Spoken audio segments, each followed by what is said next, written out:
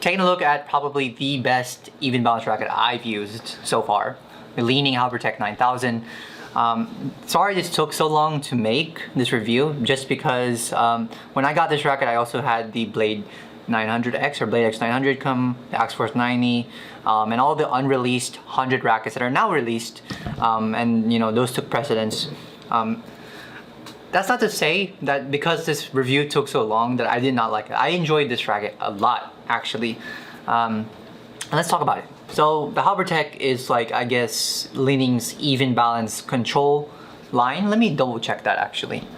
So there's gonna be a lot of people, especially like in the Philippines, that, you know, leaning is not as known as Yonex. So they're gonna say, but what about the Arc Saber 11 Pro? So obviously I've already made a video about that. You can just YouTube it or TikTok search it.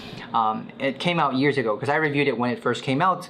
And my overall conclusion about it was it's a great racket, very easy to use, right? The head balance is amazing. The swing is super smooth. It's just not for me, right? The control assist bumper was just too much shuttle hold for me, that I could not get over it. And it just contradicted my play style and how I wanted to play, right? So yeah, that's my thoughts. And the reason why I like this over the Arc Saber 11 Pro, and even though they're both control rackets, is that one, this shuttle hold feels more frame made instead of being like artificially enhanced with the grommets on the top or the bottom, wherever it is on the Arc Saber 11 Pro, right? So even though you do have like a nice hold, it's not super ridiculous that, you know, it's getting in the way of power generation. It's the same feeling I had with the Blade X 900 also from leaning, where yeah, you are losing a little bit of sensation, you are getting a little bit of a muted feel, a little bit of a damp feel, but you still do get repulsion and speed, but you do have just a little bit more hold compared to, like, say, the 1000Z, right? It's just personal preference at the end of the day, and for me, I play more repulsion, play more fast than control, even though I consider myself a control player. But yeah, the Arc Saber 11's control was just way too much. It got in the way. When I did play a little bit of singles, absolutely the spinning net was phenomenal. The line placement on the smashes was fantastic, but I just felt like I was giving up too much in the drives and the overhead power to make it like a main racket. I've kind of been ranting here for a bit, so let's do like my de facto standard, where we start in the front and we work our way to the back, and we talk about the racket in all aspects that way. In the front court, right, it's not the fastest racket, but it is, again, even balance, so it's going to be very maneuverable. You are going to have plenty of touch, right? It's going to be very easy to play single style net spins as well as double style net chords. That's not a problem. Repulsion, you know, it's serviceable, I would say. Again, remember, this is a control racket, and even though this is like the highest end one, you're still going to be giving up a little bit of repulsion because it is a control type. With that being said, it is the front court. If you're in good enough position, you're not really going to feel that lack or that reduction of repulsion compared to, say, my main racket, the 1000Z, right? In terms of like long nets from service line to service line, right, this is absolutely a dream. Same experience I had with the Blade X 900, where because there is a little bit of reduction in repulsion, you are able to place those long nets just a little bit better than, say, again, the 1000Z that I typically use. Lifts are very nice, right? Very predictable, very consistent performance in terms of the lifts. Is there anything else I want to talk about? No, I think let's move on to the midcourt. So obviously in the midcourt, kind of like the Blade X 900, except because this is a control type and the Blade X is still going to be more repulsion based, even though it's control. I know it's confusing, just stick with me. You are going to lose and feel that lack of repulsion a bit more in the midcourt, right? If your game is really drives focused, I would say this is probably not the best racket for you. Probably the Blade X would be better, the Flareon 700, obviously the 1000Z, Nano Flare 800, right? Those more repulsion based racket, or even the Drive X12, right? Those would be probably a better suit if you play a lot of fast and flat.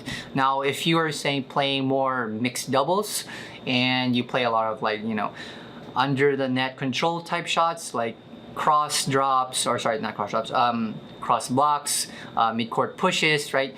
You take off the speed of shots, you play the front, and you really try to use that midcourt to your advantage and not really just push everything. I think this is probably a better suited racket for that kind of play style, simply because you are making most of that control that this racket has, and in the times where you do need to play drives just to keep the opponents guessing, it's not going to absolutely be terrible, right? The drives is just not this racket's main strength. Like, you would not pick this up if you were a drive focused player, like I said before. When it comes to defense, again, right, even balance nature, do I need to say more? Very maneuverable, very easy to play whatever you want, whether it's a lift, whether it's a cross block, a straight block, whether it's a push into the midcourt, right? Even balance, it's control type, very maneuverable here. You're not having any issues, right? The racket itself is not like the fastest or most aerodynamic racket, right, or most maneuverable, but again, it is even balanced and it is, you know, high end, so it's, again, serviceable here. I wouldn't really, you know, like me personally, I didn't really have any issues transitioning from the 1000Z to this, unless it was like the most hectic of rallies, if that makes sense. That's when I really felt like the 1000Z's little bit of speed helped, and especially with the repulsion. For example, if they're driving down on you and you need help with the repulsion, the 1000Z helps there. So, backcourt. So this is where I guess we want to talk the most, simply because this is probably the greatest critique I've seen from some people about the leaning Halbertech 9000. Excuse me. I thought a sneeze was coming, but no, I haven't tried the 8000, and like a lot of people know where this is going, but a lot of people say the 8000 is the better high-end racket from Halbertech series. And again, I haven't tried it, but for me, and the reason why they say this, sorry, I'm bouncing all over the place, ADHD. A lot of people say the 8000 is better because it's flexier from my understanding, so the power generation is a lot easier. And that's the biggest critique from most people about this racket, is that the power is a bit lacking in the backcourt. Now, here's how I'll put it. If you are like an all-out attacker, right, you are a dedicated backcourt player, you play like, you know, Praveen Jordan, or what's that Chinese guy's name? I don't know. I'll find a picture of him. Actually, no. I'm gonna look it up right now. I'm not gonna pause this. This is gonna take not too long. I'll just cut ahead in the camera. Fuck, what's his name? It's like the kind of chubby guy. Like his front court partner is a super like handsome one, super skinny, super fast on court. And he's like the kind of like chunkier rear court doubles player. What the fuck's his name? Wang? Liang? It's one of them, Liang or Wang.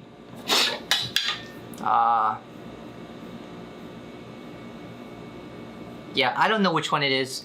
Sorry. But yeah, if you play like those kind of guys, this is not the racket for you, right? Simply because it's not made for you. This is made for the recourt, like the attacker that thinks, right? Or that doesn't just brute force everything. Like, yeah, the smash is threatening. It's not the biggest smash, so you have to create opportunities with, you know, slices and drops and placement. And then when the short lift presents itself, then you send it home. This is fine. But yeah, that's the biggest critique that I've seen online about the leaning Halbertech 9000 is a lack of power in the backcourt. And honestly, I feel it. Like, I understand where they're coming from, but for me, if you use this racket for the kind of player and playstyle it's made for, it's not really an issue. And comparing it to other even balanced rackets I've used, like, yeah, they definitely can hit harder. I think the Drive X12 was much whippier and had better power than this. And for me, I think, like, in terms of whip and power, like, Drive X12 came first, and then, like, it's hard. Like, the Arc Saber 11 Pro and this, for me, feel very similar in terms of power output, right? The Arc Saber 11 is definitely, like, flexier and whippier in terms of shaft stiffness, but in terms of, like, power when it comes to placing the shuttle down, like, I feel like, for me, they're, like, kind of similar, right? I can't really say who is harder hitting. So yeah, I think that's all I really want to say about this in Midcourt, because like everything else is again phenomenal, right?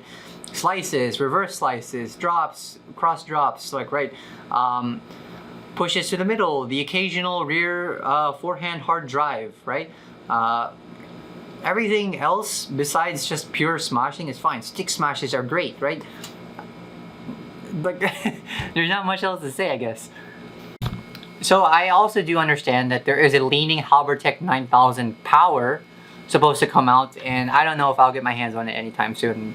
I don't think it's even out yet, but when it does, obviously I will have to revisit this racket and compare it to that one. I honestly don't know how they're gonna make it that. Maybe it's gonna be head heavy for once, or maybe they'll add a flexier shaft. But then again, what would be the difference between that and then the